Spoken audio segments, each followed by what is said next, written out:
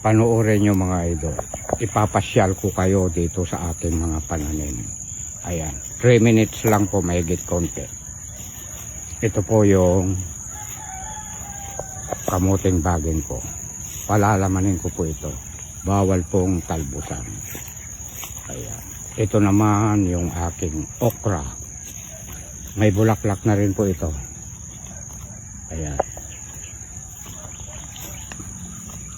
At dito sa kawirito, pechay po. Ang bilis lumaki. Ayan. Hanggang doon. Alam nyo mga idol, may kukwento ako. Ang pag-angat po natin, wag natin iasa sa iba. Organic followers po. Kapag nagustuhan ng ating content, kusa po silang lalapit. Yan po ang totoo.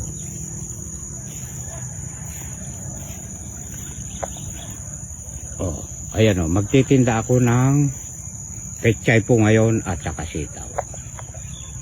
Lagi po nating tatandaan mga idol.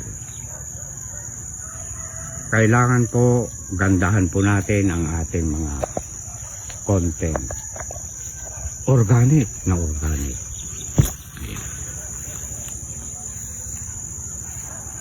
Medyo kon dito hindi ko pa natabas-tabas. Pupunta ako dito sa saging.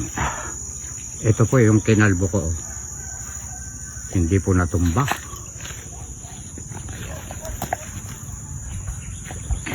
Ito naman yung papaya, ang marami na pong naipahingi dito ni Direk.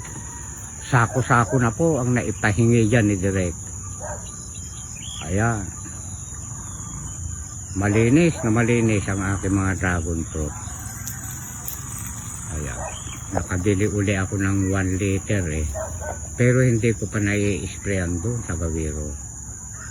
At least maganda na pong tignan. Uulitin ko po. Ang pag-angat po natin, huwag iaasa po sa iba. Ayan. Totoo po yun. Organic followers. Ayan. Pag nagustuhan nila ang ating content, kusa po silang lalapit. Totoo po yun. Ito, nagustuhan ko ang papaya ni Ate Beleng. Shout out sa'yo, Ate Beleng. Pag naubos natin, kukuha uli ako dito, dadalhin ko sa'yo. Good morning to all.